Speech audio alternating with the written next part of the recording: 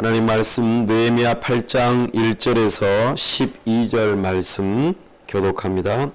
이스라엘 자손이 자기들의 성읍에 거주하였더니 일곱째 달에 이르러 모든 백성이 일제히 수문 앞 광장에 모여 학사 에스라에게 여호와께서 이스라엘에게 명령하신 모세의 율법책을 가져오기를 청하매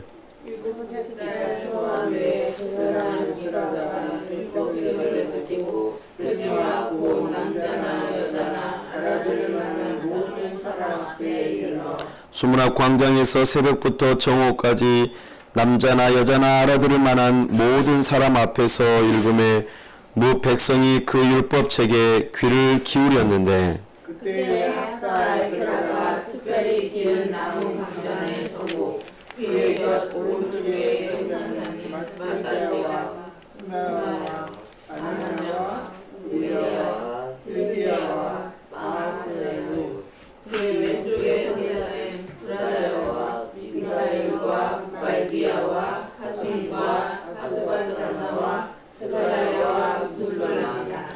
에스라가 모든 백성 위에 서서 그들 목전에 책을 펴니 책을 펼 때에 모든 백성이 일어서니라. 에스라가 위대하신 하나님 여호와를 축복하니 모든 백성이 손을 들고 아멘 아멘 하고 응답하고 몸을 굽혀 얼굴을 땅에 대고 여호와께 경배하니라. 예수아와 바니와 세레바와 야민과 악굽과 사부대와 호디야와 마세야와 그리다와 아사랴와 요사박과 하난과 블라야와 레위 사람들은 백성이 제자리에 서 있는 동안 그들에게 율법을 깨닫게 하였는데 하나님의 율법책을 낭독하고 그 뜻을 해석하여 백성에게 그 낭독한 것을 다 깨닫게 하니 백성이 율법의 말씀을 듣고 다 우는지라. 총독 느헤미야와 제사장 겸 학사 에스라와 백성을 가르치는 레위 사람들이 모든 백성에게 이르기를 오늘은 너희 하나님 여호와의 성일이니 슬퍼하지 말며 울지 말라 하고 느헤미야가 또 그들에게 이르기를 너희는 가서 살찐 것을 먹고 단 것을 가지되 준비하지 못한 자에게는 나누어 주라. 이날은 우리 주의 성일이니 근심하지 말라. 여호와를 만나여 기뻐하는 것이 너희의 힘이라 하고 레위 사람들도 모든 백성을 정숙하게 하여 이르기를 오늘은 성일이니 마땅히 조용하고 근심하지 말라 하니 모든 백성이 곧 가서 먹고 마시며 나누어 주고 크게 즐거워하니 이는 그들이 그 읽어 들려준 말을 밝히 알미라. 아멘. 다 함께 기도합니다. 하나님 아버지 은혜와 사랑을 감사합니다. 복되고 거룩한 주일 하나님 앞에 나와 예배할 때 이 시간 우리와 함께하여 주옵소서. 하나님의 영광으로 임재하여 주옵소서. 세우신 설교자를 통하여 하나님의 말씀이 선포될 때 성령 하나님 우리의 지각을 열어주셔서 하나님을 아는 지혜가 있게 하여 주옵소서. 하나님을 우리가 알므로 우리의 마음이 뜨거워져 하나님을 더욱더 사랑할 수 있도록 은혜 베풀어 주옵소서. 우리가 하나님을 사랑함으로 하나님 앞에 우리의 의지를 쳐서 복종시켜 참으로 하나님의 뜻 앞에 겸손하게 순종하고자 결단하는 시간 되도록 우리에게 은혜와 믿음을 선물로 허락하여 주옵소서. 하나님 아버지 이 시간 설교를 통하여 하나님의 말씀 가운데 복음 듣기를 사모하오니 우리에게 복음을 들을 수 있도록 은혜를 베풀어 주옵소서. 복음이 우리의 심령을 변화시킬 뿐만 아니라 우리의 삶을 변화시켜 참으로 하나님께서 기뻐하시는 인생이 될 수 있도록 은혜를 더하여 주시옵소서. 하나님께서 이 시간 우리와 함께 하심으로 참으로 이 역사가 일어날 수 있도록 도와주시옵소서. 하나님 아버지, 교회를 세우게 하시고 오늘에까지 이르게 하심을 감사합니다.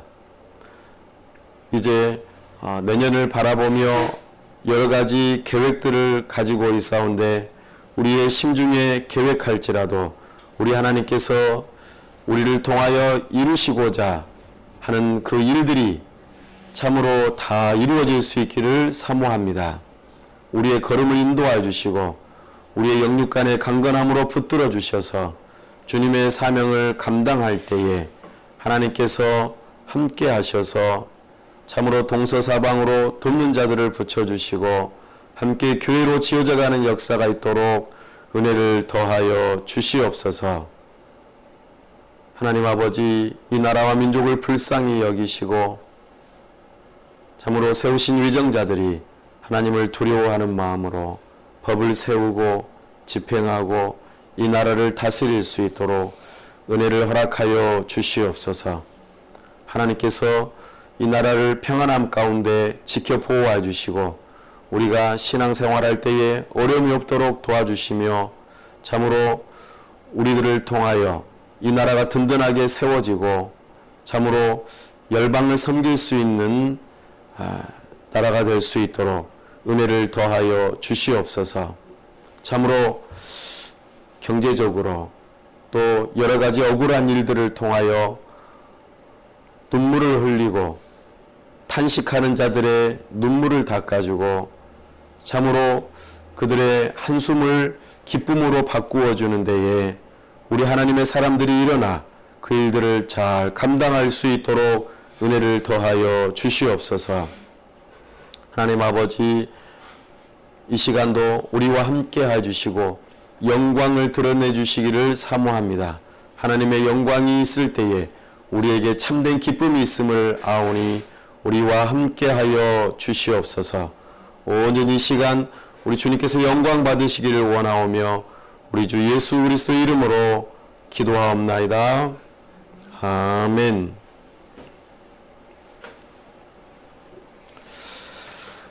오늘은 예스라 느헤미야 강의 9번째 시간으로 예배 공동체라 하는 제목으로 주의 말씀을 선포합니다.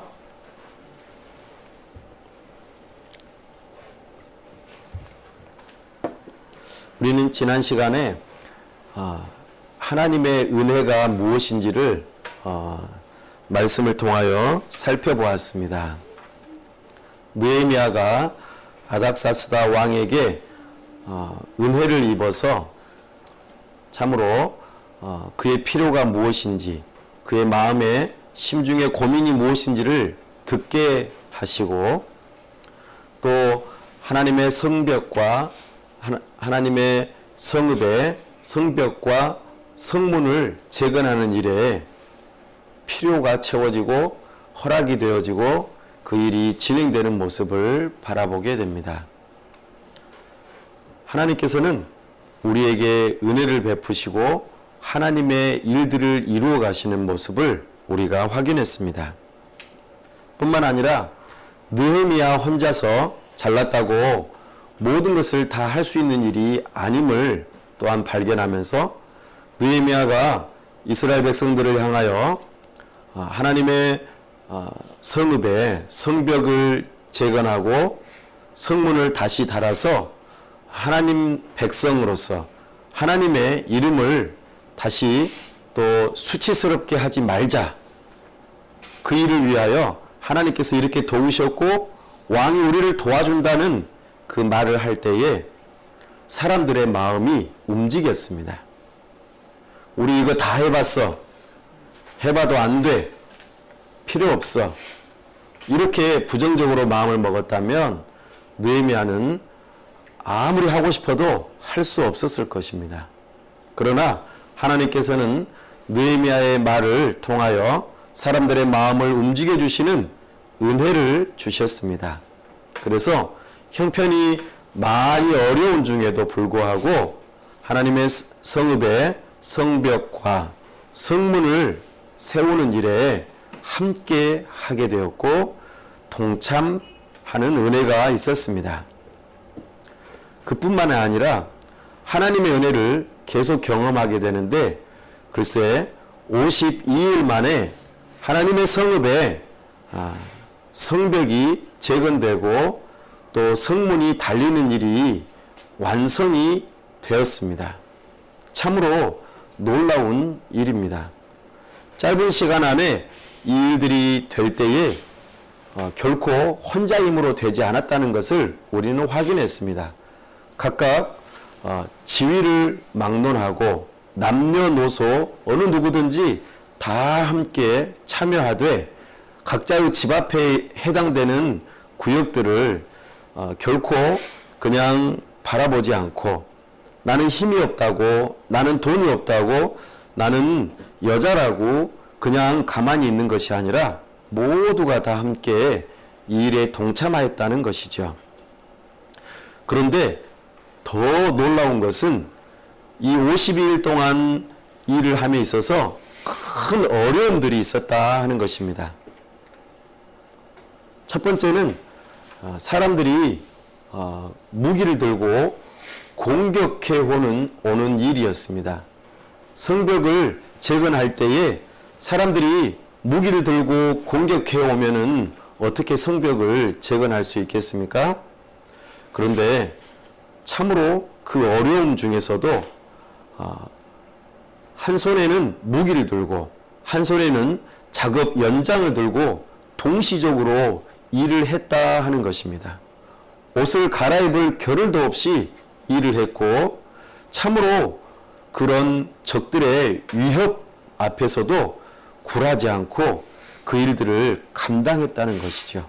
그래서 절반은 일하고 절반은 보초를 서고 그러면서 참으로 큰 어려움 가운데서도 이 일들을 해냈으니 참으로 하나님의 은혜가 아니고서는 어찌 이렇게 할 수 있었겠습니까? 이런 의미에서 또 하나님의 은혜를 경험했다 말할 수 있겠습니다. 어디 그뿐입니까? 내부적으로 큰 어려움도 있었습니다. 돈이 많았던 사람들이 돈이 없는 사람들에게 돈을 빌려주거나 먹을 것을 빌려줄 때에 이자를 너무 높게 치는 바람에 그 자식들이 종으로 팔려가게 되고 그리고 먹고 사는 일이 해결이 안 되니까 성벽 짓는 일이 중단될 뻔했던 시간들도 있었습니다. 그때에 느헤미야는 아주 큰 일을 결단하고 먼저는 지도자들을 조용히 불러서 꾸짖습니다. 고리 대금업을 하지 말라는 것입니다. 사람들의 어깨에 무거운 짐을 가볍게 해달라는 것이죠. 그리고 정당하게 빌려준 것에 대해서 정당하게 받을 것을 말합니다. 그리고 우리가 과거 애굽에서 바벨론에서 포로 생활을 했었는데 우리가 서로 동족끼리 포로 삼고 노예 삼는 것은 옳지 않다고 가르치면서 그 위기를 넘어갑니다. 뿐만 아니라 돈을 빌린 사람들은 또 정당하게 나중에 이래서 갚을 것을 말하고 느헤미야가 받아야 할 모든 봉급들을 어려운 사람들을 위해서 다 나누어지는 일들을 하였습니다. 이런 과정에서 내부적인 어려움들을 슬기롭게 극복하고 성벽을 쌓고 성문을 다는 데에 참으로 하나님의 은혜로 이 어려움들을 해결했다는 것이죠. 어디 그뿐이었습니까? 느헤미야가 핵심적인 지도자였기 때문에 도비야와 산발랏 이런 외부적인 적들이 음모를 써서 사람을 사주하여서 은밀한 곳에서 만나 회담하는 듯이 하는 가운데 느헤미야를 암살하려고 하였습니다. 그러나 이 어려움도 하나님의 은혜로 지혜롭게 잘 통과하였습니다. 참으로 지도자가 목숨을 잃어버리면 그 일이 중단되고 그만두게 될 텐데 느헤미야는 지혜롭게 그 회담 장소로 나아가지 않았습니다. 성벽에 재건되는 일이 완성되기 전까지는 내가 자리를 비울 수 없다고 말을 했습니다. 뿐만 아니라 오직 제사장만이 들어갈 수 있는 성전 안으로 피해라. 그래서 당신의 목숨을 보존해라 라는 거짓된 정보를 듣고, 만약에 목숨이 두려워서 하나님의 법대로 제사장만 들어갈 수 있는 성전에 자기 자신의 목숨을 구하기 위해서 만약에 들어갔다면 하나님의 법을 어기는 일이 되고 오히려 하나님에게서 목숨을 잃어버리는 일이 발생했을 텐데, 느헤미야는 지혜롭게 하나님의 말씀을 따라서 성전에, 특별히 제사장만이 들어갈 수 있는 그 장소에 들어가지 않았습니다. 그리고 자기 자신의 직분을 잘 감당했던 모습이 지난번의 내용이었습니다. 그렇게 함으로 52일 만에 성벽과 성문을 다는 일이 다 완성이 된 것입니다. 이 모든 것들이 하나님의 은혜라 우리가 배웠습니다. 그리고 그것을 우리도 우리의 삶 가운데 믿음으로 하나님의 은혜를 누리기를 간절히 바랐습니다. 한 주간 동안 여러분들의 삶 가운데에 하나님의 은혜가 어떻게 임하고 적용되면서 그렇게 느끼면서 살았습니까? 오늘 우리는 말씀을 통하여서 더욱더 하나님의 은혜가 우리에게 어떻게 임하는지, 그리고 그 공동체 안에서 어떻게 하나님의 은혜를 경험하는지를 발견하고자 느헤미야서에 더 진도를 나가고 있습니다. 오늘 우리가 느헤미야 8장을 읽었습니다. 근데 그 앞선 장이 7장입니다. 7장에는 사람들의 이름의 명단이 꽤 많이 나옵니다. 마치 에스라서 2장에서 보여주었던 명단과 거의 흡사 비슷합니다. 우리는 성경을 읽어갈 때에 족보나 사람 이름이나 숫자를 헤아리거나 이런 것들을 보면은 에이 귀찮아. 그리고 이게 무슨 의미가 있어? 그냥 대충 읽고 얼른 넘어가자. 이렇게 생각하고 싶은 마음이 들 때가 많이 있습니다. 그러나 느헤미야 7장에서 우리에게 주는 메시지가 있습니다. 그것은 느헤미야 8장에서 8장 1절과 연결되는 말씀입니다. 우리 먼저 느헤미야 8장 1절을 함께 읽어보겠습니다. 시작. 이스라엘 자손이 자기들의 성읍에 거주하였더니 일곱째 달에 이르러 모든 백성이 일제히 수문 앞 광장에 모여 학사 에스라에게 여호와께서 이스라엘에게 명령하신 모세의 율법책을 가져오기를 청하매. 아멘. 우리는 좀 전에 성벽을 다 쌓고 그 성벽과 성벽 사이에 성문이 있는데 문도 다 달았다는 말을 들었습니다. 참으로 그래서 기뻐하고 즐거워했습니다. 그런데 느헤미야 7장에서 보면은요, 성벽을 다 쌓고 성문도 다 달았지만 거기에 사는 사람들이 많지 않다고 말합니다. 그리고 이것을 성벽도 다 쌓고 성문을 다 달았어도 지킬 만한 사람들이 많지 않았다고 말합니다. 아무리 성벽을 쌓고 성문을 쌓아도 지키는 사람이 없다면, 그리고 그 안에서 사는 사람들이 없다면 어떻게 될까요? 우리가 사는 집도 며칠만 비워도 좀 이상합니다. 그런데 사람이 전혀 손을 대지 않고 오랜 시간 지나가 버린다면 또 다시 망가지고 그리고 허물어져 버리고 안 좋게 될 것입니다. 이런 상황이 있었습니다. 그래서 느헤미야는 지혜롭게 신실하고 참으로 충성된 사람, 믿음의 사람들을 몇몇 지도자를 세우고 또 그 파수꾼들을 세워가지고 이 성벽과 성문을 지키는 일들을 감당하게 합니다. 그리고 사람들의 출입을 철저히 제한하면서 적들이 공격해오기 가장 좋은 시간대에 밤중이나 해질녘이나 이런 때에는 절대로 문을 열지 않도록 철저하게 관리하는 일을 하게 합니다. 그래서 어렵게 세운 성벽과 성문이 다시 무너지거나 회파되는 일이 없도록 아주 철저하게 관리하는 일을 맡기게 됩니다. 그렇게 이 예루살렘 성읍을 지키는 일을 먼저 시킵니다. 그런데 한 가지 더 문제는 이 예루살렘 성읍이 성전은 세워졌지만 사람들이 살만한 환경이 되지 못하였습니다. 그래서 전부 다 사람들이 예루살렘 성읍이 아닌 바깥에서, 그러니까 좀 예전에 살던 집이라든지 회파되지 않았던, 집이 무너지지 않은 그런 곳에 가서 산다 하는 것이죠.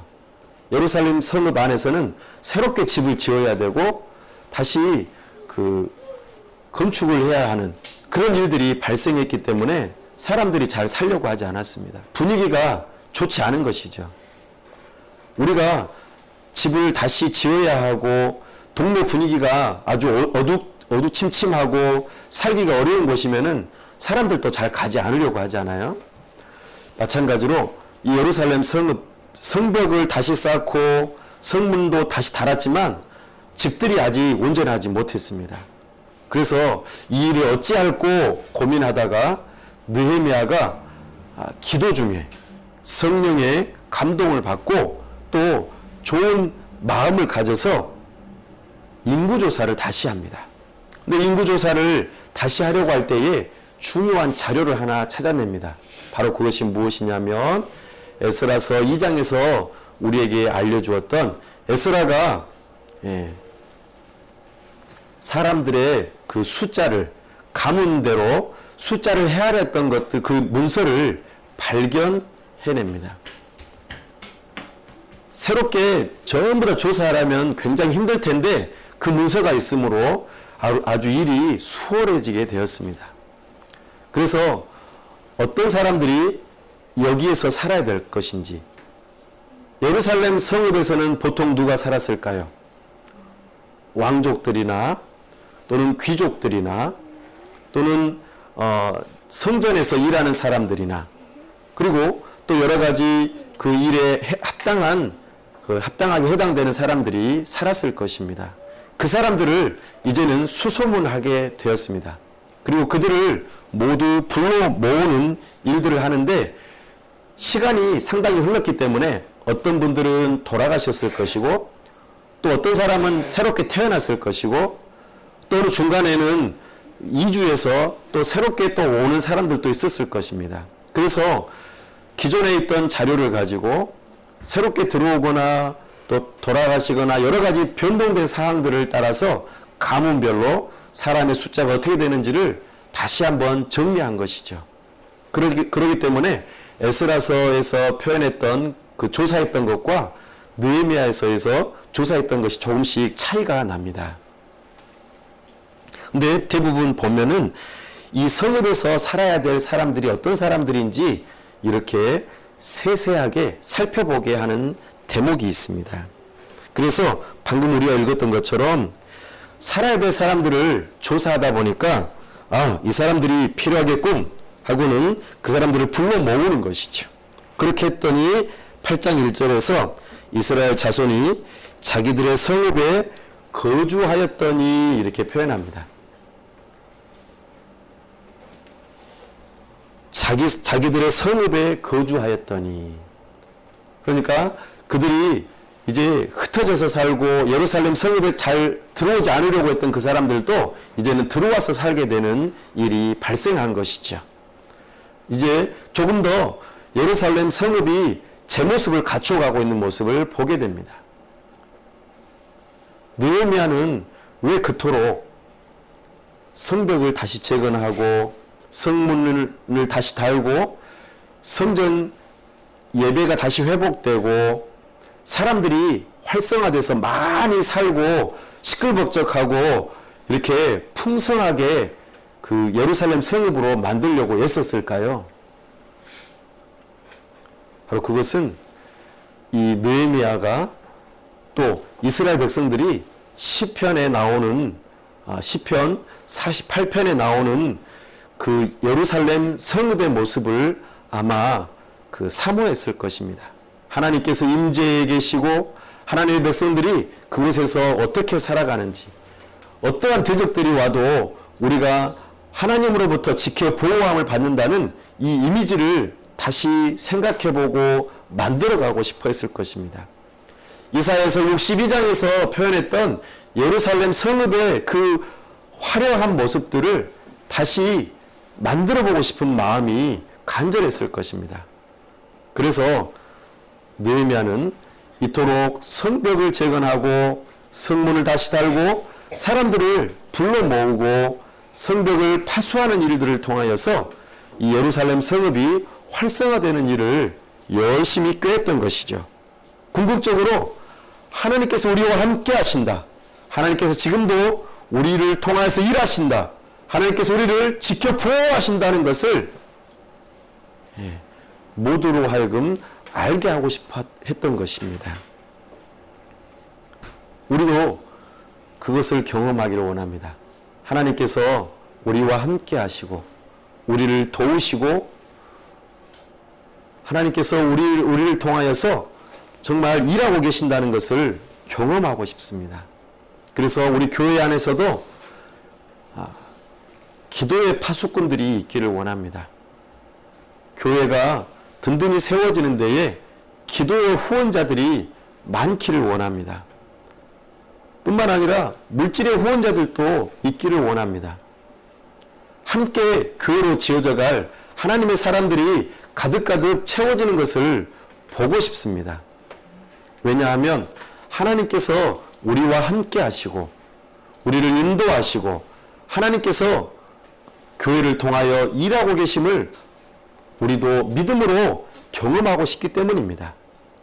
이 일을 위해서 우리가 함께 기도하고 또 이런 공동체가 될 수 있도록 우리는 사모하는 마음으로 이 느헤미야처럼 예루살렘 이 성읍에 사는 사람들처럼 우리도 사모할 수 있기를 바랍니다.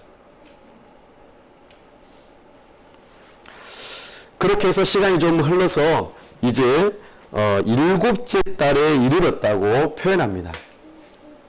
자, 이스라엘 백성들 사이에서 7째 달은 어떤 의미가 있습니까? 오늘날 우리로 치자면 봄에 해당됩니다. 3, 4월 달. 4월 달에 이스라엘 백성들은 어떤 절기가 있습니까? 유월절이 있고 대속죄일이 있고 초실절도 있고 초막절도 있고 굉장히 다양한 모습들이 나타납니다. 이건 무엇을 의미하냐면 새해가 시작된다 그런 뜻입니다.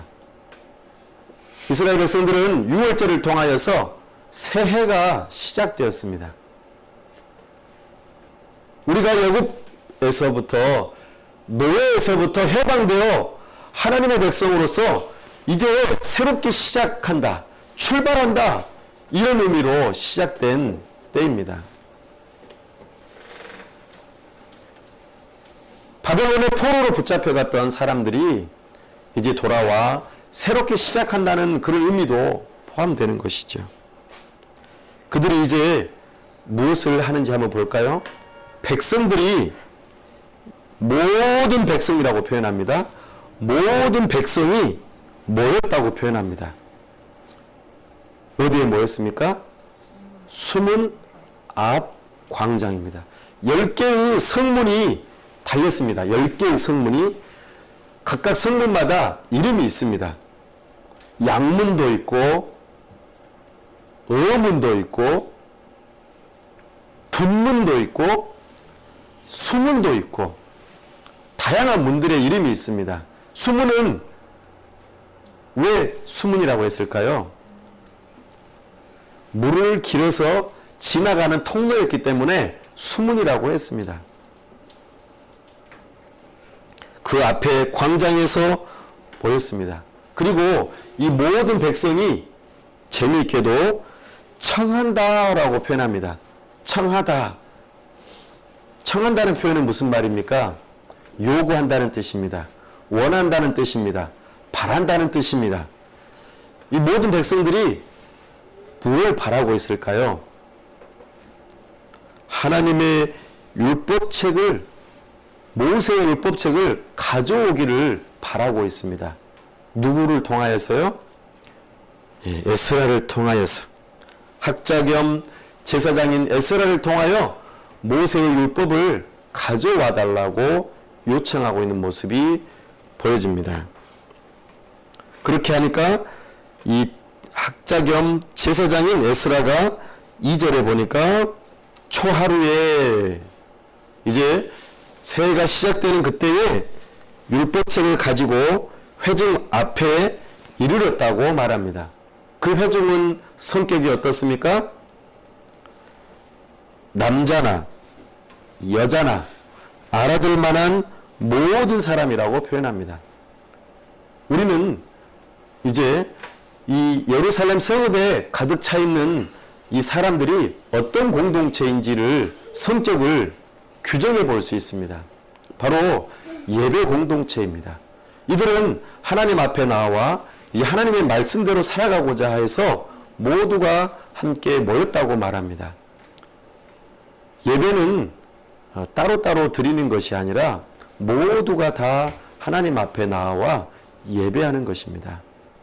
온 가족이 다 나와서 하나님 앞에 예배하는 것이죠. 알아들을 만한 모든 사람이 하나님 앞에 나와 이제 하는 모습을 가만 살펴보면 참 좋겠습니다. 3절 함께 읽어보겠습니다. 수문 앞 광장에서 새벽부터 정오까지 남자나 여자나 알아들을 만한 모든 사람 앞에서 읽음에 무 백성이 그 율법책에 귀를 기울였는데. 아멘. 예배 공동체로서 수문 앞 광장에 모이는 시간이 언제였냐면 새벽이었습니다. 그리고 언제까지 모여 있었다고 하냐면 정오까지, 정식밥 먹을 때까지, 아침밥, 이른 아침밥을 먹고 이제 나와서 정식밥 먹을 때까지 있었다고 표현합니다. 똑같이 남자나 여자나 알아들을 만한 모든 사람이 함께 모여 있습니다. 그때에, 이때 당시에는 성경이 많이 있는 것이 아니라 하나만 있었습니다. 그래서 대표자 한 사람이 큰 소리로 낭독하는 것입니다. 그때에 모든 사람들은 듣는 것이죠. 하나님의 말씀을 듣는 것입니다. 이것이 참 중요합니다. 모든 사람 앞에서 하나님의 말씀이 낭독될 때에 우리는 놓치지 말고 들어야 합니다. 물론 오늘날 우리는 자국어로 된 성경을 가지고 있다는 것, 그리고 함께 성경을 읽어간다는 것, 이건 놀라운 일입니다. 그쵸? 예전에는 이 성경 하나를 가지고 있으려면 집 한 채 정도의 가격을 내야지만이 성경 한 권을 얻을 수 있었습니다. 그러니 지금 성경 한 권은 어떻습니까? 집 한 채 내놔야 됩니까? 예. 몇만 원 안 돼도 우리는 이 성경 한 권을 쉽게 얻을 수 있죠. 참으로 우리는 놀라운 시대에 살고 있습니다. 그것도 이때 당시에는 모세의 오경, 그러니까 제한된 아마 성경을 가지고 있었을 것입니다. 그러나 우리는 오늘날 하나님의 계시의 말씀, 당신의 뜻을 다 펼쳐 보인 완성된 말씀을 우리는 고스란히 다 가지고 있습니다.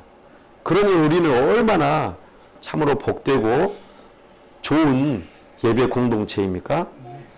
그러니 우리는 하나님의 말씀을 읽고 듣고 함께 말씀을 묵상하는 이 일들은 소중한 일이 될 것입니다. 4절 말씀에 보면 이제 하나님의 말씀을 낭독하는데 에스라가 특별히 지은 나무 강단에 서서 그렇게 낭독한다는 모습을 보여줍니다. 여기에서 우리는 강대상을 연상하면 됩니다. 이게 특별히 나무 강단이라고 하는 이 표현이 단을 짜고 또 그렇게 두루마리 성경을 놔야 되니까 이런 강대상이 세워지는 모습으로 연상해 보면은 충분히 이해할 수 있을 거라 보여집니다. 그런데 특이한 점이 이 에스라 주변에 좌우로 어떤 사람들이 서 있다라는 것이죠.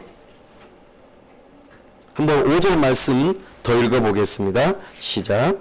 에스라가 모든 백성 위에 서서 그들 목전에 책을 펴니 책을 펼 때에 모든 백성이 일어서니라.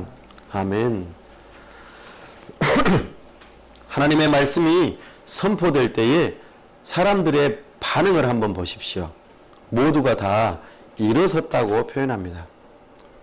왜 일어섰을까요? 새벽밥을 먹고 와서 피곤해서 졸릴까봐 일어섰을까요? 물론 그럴 수도 있겠죠. 그러나 이것은 하나님의 말씀에 대한 경외심을 표현하는 방식입니다. 일어선다 하는 표현이죠. 우리는 예배 시간에 자주 일어나거나 뭐 이렇게 하는 표현이 많이 없습니다만 우리의 마음만큼은 항상 이런 마음을 가졌으면 좋겠습니다. 하나님의 말씀이 들려질 때에 우리의 마음이 일어서서 경외심을 가지고 집중해서 이 말씀을 들어야겠구나, 또 읽어야겠구나, 이런 생각을 하고 우리는 말씀에 반응해야 할 것입니다.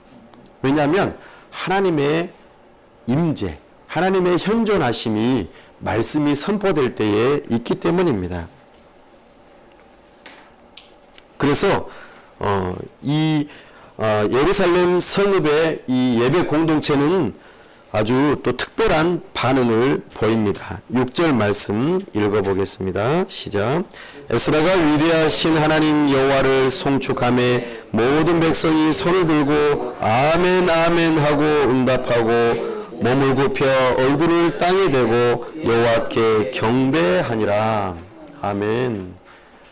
여호와 이름을 송축할 때에 이들이 어떤 반응을 보이냐면 두 손을 든다고 표현합니다. 이 또한 하나님을 향한 경배의 표현입니다. 그리고 아멘 아멘이라고 표현하면서 하나님의 말씀에 대하여 경청을 하고 응답하는 표현입니다. 우리는 예배 중에 설교자가 설교를 하기 때문에 우리는 말씀을 들어야지라고만 생각하지만 사실은 적극적으로 예배에 참여하면서 경청해야 합니다. 그 방식이 무엇이냐면 아멘이라고 응답하는 것이죠. 뿐만 아니라 여기서는 몸을 굽혀 얼굴을 땅에 대고 여호와께 경배하니라 이렇게 표현합니다. 이 표현을 달리 말하면 큰 절을 했다 그 표현입니다. 우리가 사용하는 한자어로 예배라 하는 표현은 예를 갖추어서 절을 한다는 뜻입니다. 어른에게 새해에 큰 절을 하는 것처럼 하나님을 향하여서 절을 하는 것을 가리켜 예배라 그렇게 표현합니다. 지금 하나님을 향한 굉장히 적극적으로 예배하는 모습을 보여주고 있습니다. 예배는 구경하는 것이 아닙니다.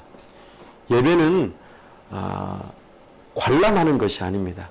우리는 예전에 로마 가톨릭의 예배를 가만 살펴보면 미사를 살펴보면 거의 다 참관하고 구경꾼으로 절각해 있는 모습을 발견합니다. 왜냐하면 모든 미사가 우리가 일반 사람들이 알아들을 수 없는 라틴어로 예배를 했기 때문에 저 사람들이 무슨 말을 하는지 알 수가 없어요. 그래서 사람들이 일어나면은 다 같이 따라서 일어나고 앉으면 앉고 또 성경을 낭독하거나 해도 성경도 다 라틴어로 읽기 때문에 알아들을 수가 없어요.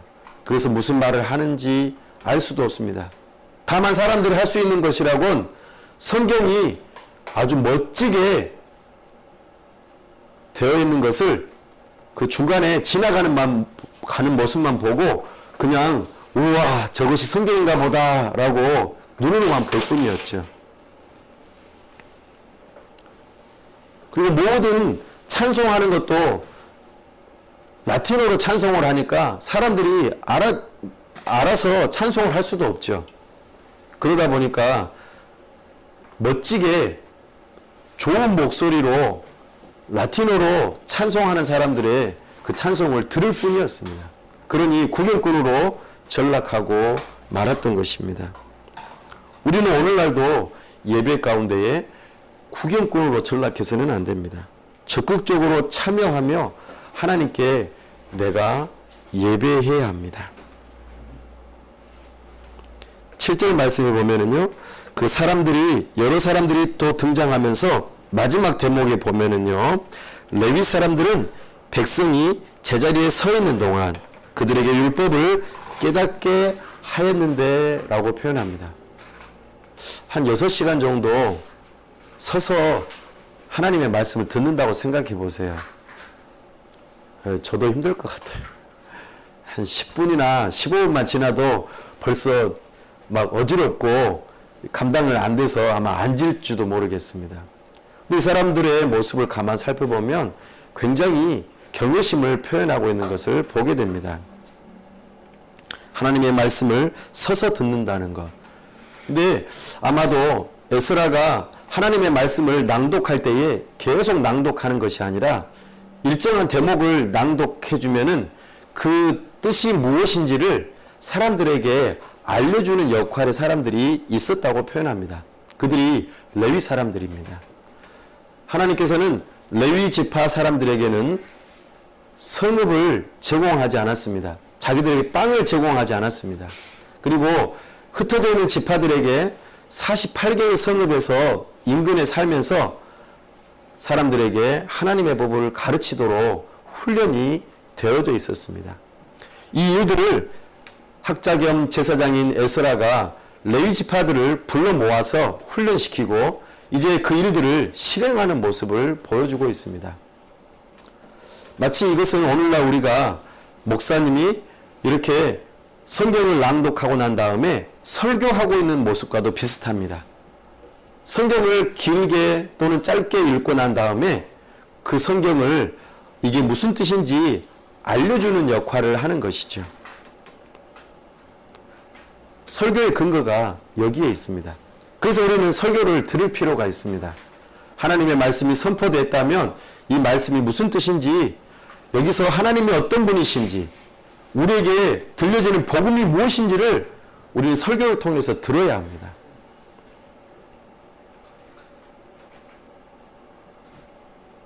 팔 절 말씀 함께 읽어볼까요? 시작.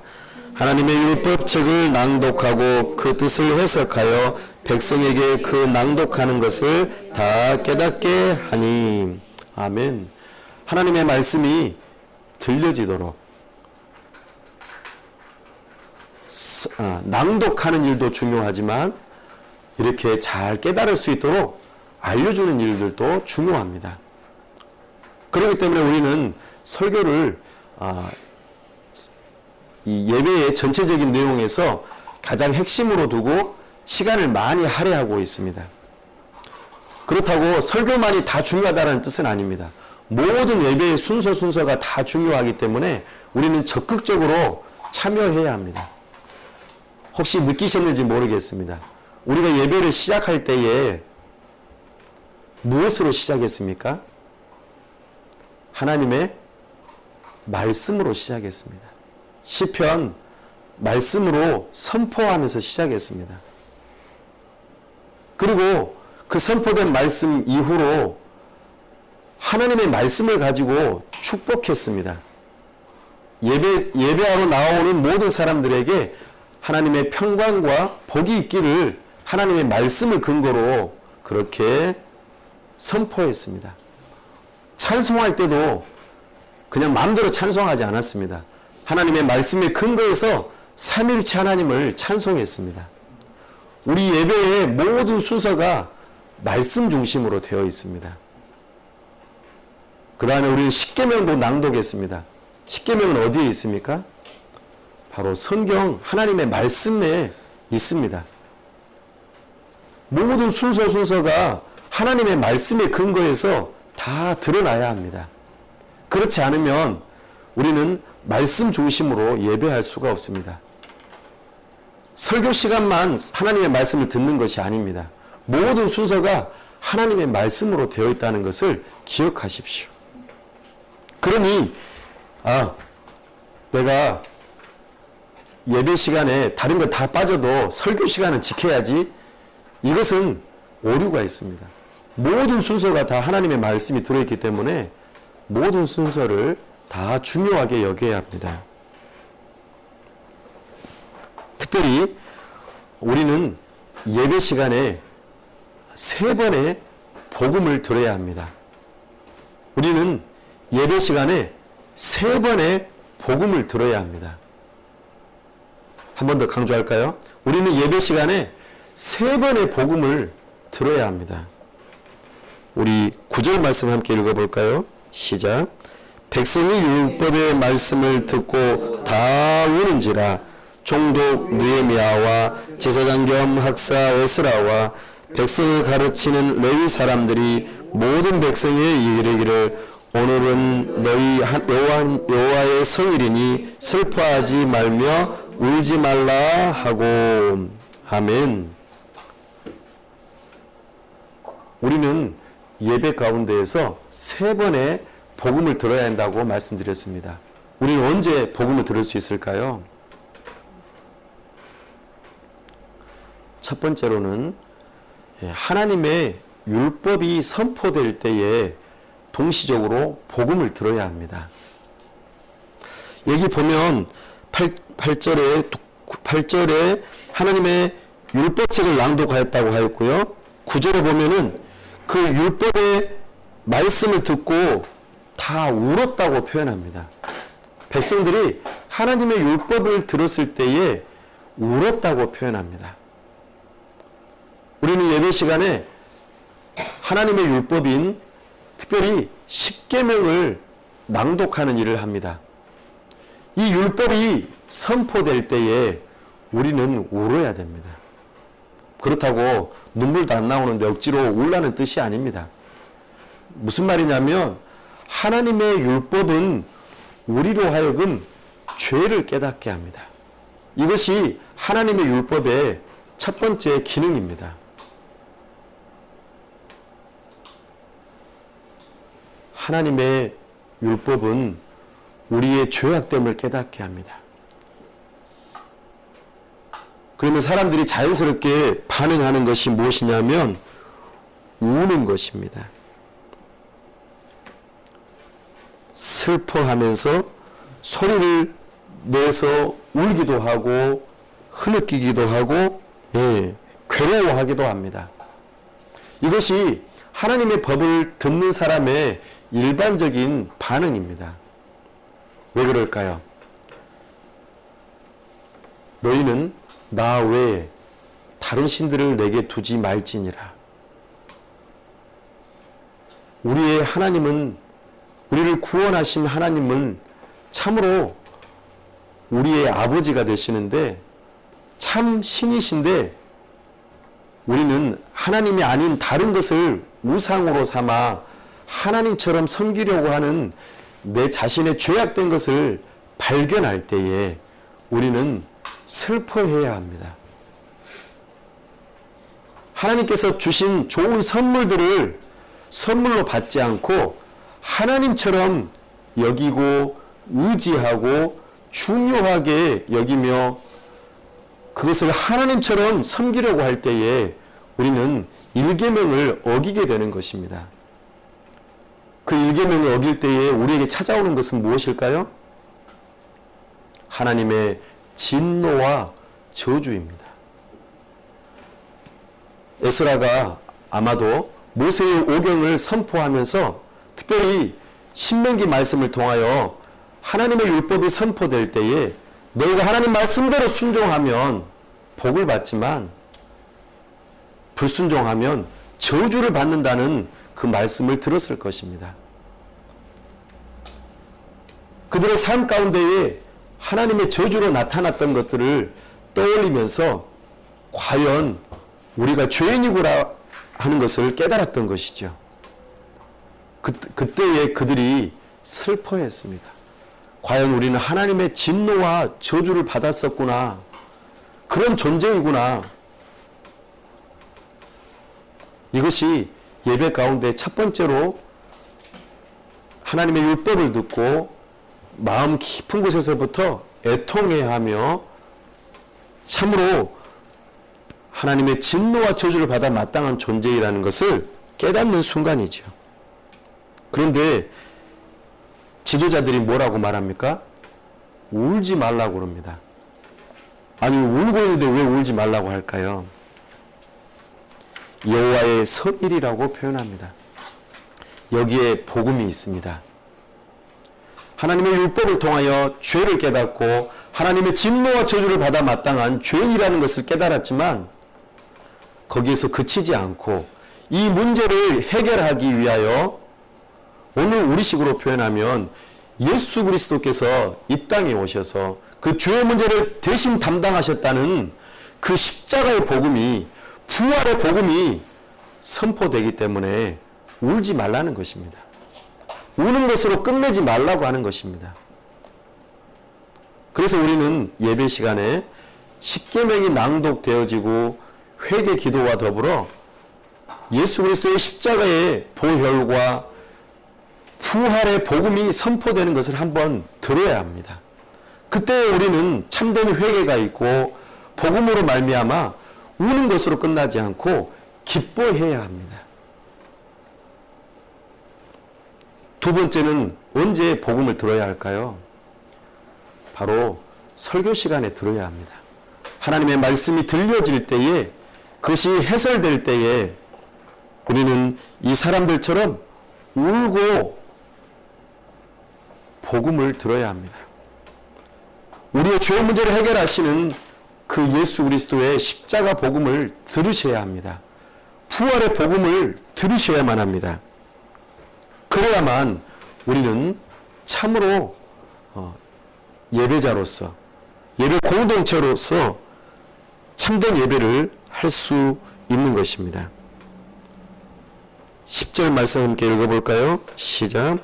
느헤미야가 또 그들에게 이르기를 너희는 가서 살진 것을 먹고 단 것을 마시되 준비하지 못한 자에게는 나누어 주라.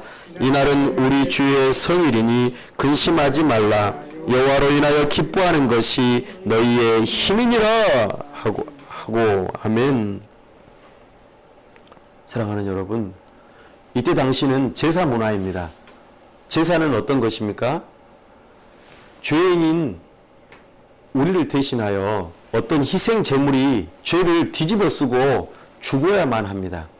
그리고 그것을 용서받는다는 증거로 하나님 앞에 그 피를 가지고 나아가야 하는 것이죠. 제물은 불로 태워야 합니다.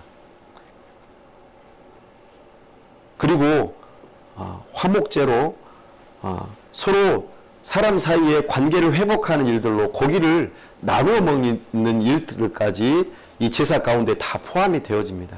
하나님과의 관계가 회복되어지고 사람과의 관계가 회복되어지는 그 순간이 바로 그 예배의 순간입니다. 우리는 예배 가운데에 오늘날 세 번째로 복음을 들어야 되는 순간은 바로 성찬의 시간입니다. 성찬은 어떤 시간입니까? 예수 그리스도의 죽으심과 부활을 기념하는 순간입니다. 나는 죄인인 것을 깨닫고 오직 예수 그리스도의 십자가와 부활만이 나의 모든 죄를 해결받고 이제는 더 이상 죄의 종노릇하며 살지 아니하고 하나님의 말씀 따라서 성령 안에서 우리가 서로 사랑하면서 살아가기를 결단하는 시간이 바로 성찬을 받는 시간입니다. 세례를 받는 시간도 마찬가지죠. 과거에 내가 죄의 노예로 살았었는데 이제는 주인을 바꾸기를 원합니다. 나의 옛사람은 죽고 예수 그리스도 안에서 새롭게 거듭난 나의 영혼이 이제는 예수님만을 주님으로 따르고 섬기며 살아가겠습니다. 결단하는 그 세례받는 시간도 마찬가지입니다. 바로 그 성례가 행해지는 그 시간이 복음을 듣는 시간입니다. 이렇게 우리는 오늘날 예배 시간에 3번의 복음을 들으셔야 합니다.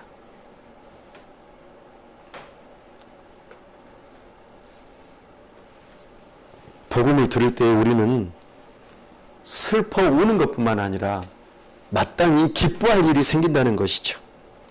이때 당시에는 나를 대신하여 희생제물로 어떤 제사가 드려짐으로 인하여서 나의 죄가 용서받고 그것을 제물을 서로 나누어 먹으면서 과연 하나님께서 우리의 죄를 용서해 주셨다, 여호와를 인하여 기뻐하는 것이 너희의 힘이니 이제는 회개기도만 하지 말고 죄 용서받은 것에 대해서 기뻐하고 즐거워해라. 하나님께서 이제 우리와 함께 하신다. 하나님과 우리 사이에 이제는 관계가 회복되었다. 화목하게 되었다.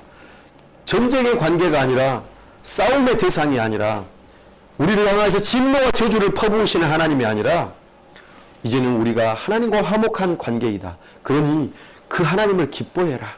하나님께서 우리를 사랑하신다. 이 말씀, 이 복음을 들어야지만이 기뻐할 수 있지 않겠습니까? 우리는 그러셔야 합니다. 예배 가운데 하나님의 율법이 선포될 때 죄를 깨닫고 이 문제를 해결하는 예수 그리스도의 복음을 들을 때에 우리는 기뻐하며 하나님 안에서 안식하고 참으로 평화를 누리셔야 합니다. 예배 가운데 이것이 3번 선포되어질 때에 그냥 덤덤하게 지나가지 마십시오. 복음을 3번이나 듣는데 나는 오늘 예배 시간에 뭐 했는지 모르겠어. 잠만 오고 피곤하고 괴로워. 참으로 슬픈 일이 아닐 수 없습니다. 복음이 3번이나 선포되는데 그 시간을 그냥 지나가게 된다면 참으로 안타까운 일입니다. 예수 그리스도의 그 복음은 참으로 우리에게 기쁨을 가져다 줍니다. 예수님만이 우리의 기쁨이 되십니다. 예수님께서 우리에게 참된 자유를 주시기 위해서 우리에게 생명을 주시기 위해서 이 땅에 오셨다는 것, 십자가를 지셨다는 것, 부활하셨다는 것, 지금도 하나님 보좌 우편에서 우리를 지켜 보호하시고 다스리신다는 것, 장차 다시 오셔서 지금 내가 흘리는 그 눈물, 괴로워하는 그 삶을 다 보상해 주시고 닦아 주시고 회복시켜 주시며 영원의 삶으로 보상해 주신다는 그 놀라운 복음을 들을 때에 우리는 기뻐해야 하는 것이 마땅합니다. 12절 말씀입니다. 모든 백성이 곧 가서 먹고 마시며 나누어 주고 크게 즐거워하니 이는 그들이 그 읽어 들려준 말을 밝히 알미라. 아멘. 알미라. 밝히 알미라. 서로 나누어 줍니다. 나누어 먹습니다. 우리가 예배 후에 함께 식사 교제를 하고 또 소모임으로 함께 모여서 무엇을 합니까? 우리에게 주셨던 그 은혜를 밝히 알고 나누는 것입니다. 내가 이렇게 이 죄에 대해서 괴로워했는데 예수 그리스도의 복음을 내가 듣고 내 마음이 회복됐어. 나 이제 새로워졌어. 나 참된 자유를 누려. 내 안에 기쁨이 있어. 너하고 나하고 틀어졌었는데 관계가 이제 회복되자. 내가 너를 참 용납 못했다. 내가 너를 용서를 못했다. 내가 하나님으로부터 진노와 저주를 받아 마땅한 죄인이었는데 내가 이렇게 용납받고 용서받았는데 내가 너를 참 용서 못했구나. 내가 너를 용서할게. 이것이 진정 복음을 들은 자의 모습이고 그 예배 공동체라고 우리에게 말씀하십니다. 사랑하는 여러분, 오늘 우리는 이 느헤미야를 통하여서 예배 공동체가 어떻게 세워지는가를 바라보게 됩니다. 우리 교회가 그렇게 되기를 원합니다. 하나님의 말씀이 신실하게 선포되는 말씀 공동체가 되기를 원합니다. 하나님의 말씀으로 말미암아 우리의 심령이 애통해하고 새로워지는 역사가 있기를 원합니다. 하나님의 말씀이 우리를 새롭게 할 뿐만 아니라 참으로 기쁨을 주고 자유를 주고 참으로 하나님과 만나서 회복이 될 수 있기를 바랍니다. 또한 나아가서 우리 지체들과 서로 사랑하는 관계로 우리 삶에서 관계가 회복되어지는 역사가 있기를 원합니다. 하나님의 그 복음을 들은 자로서 용서하고 용납하며 서로 나누어 먹고 함께 기뻐하고 즐거워하는 하나님의 말씀을 밝히 아는 자들이 참된 자유를 누리는 자들만이 할 수 있는 그 일들을 우리가 하는 참된 삶의 예배 공동체가 될 수 있기를 간절히 바랍니다. 기도하겠습니다. 다 함께 말씀을 붙들고 예배 공동체가 될 수 있게 해달라고 다 함께 기도합시다. 하나님 아버지, 은혜와 사랑을 감사합니다. 이 시간 우리가 하나님의 말씀을 듣고 참으로 우리가 그 예배 공동체 안에서 참으로 기도의 파수꾼들이 되어지기를 원하고 또한 함께 모여서 서로 사랑하며 참으로 아름다운 공동체를 이룰 수 있기를 사모합니다. 하나님께서 우리 교회를 세우시고 인도하시며 이끌어 가시고 하나님의 기뻐하시는 하나님의 나라가 우리를 통하여서 이루어진다는 것을 우리도 경험하고 싶습니다.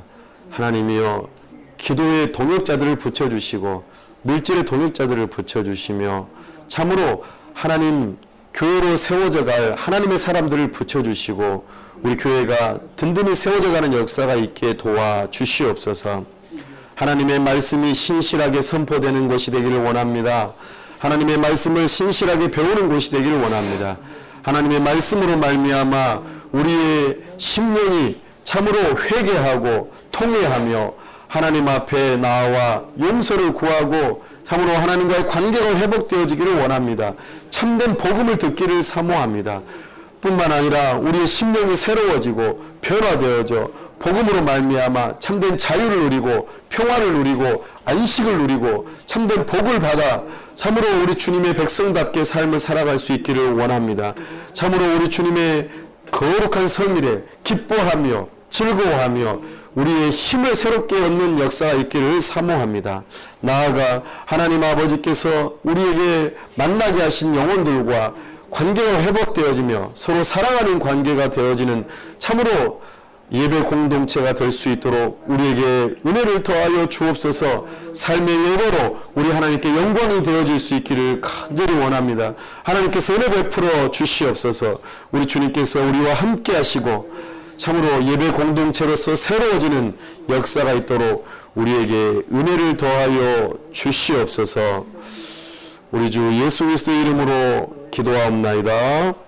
아멘.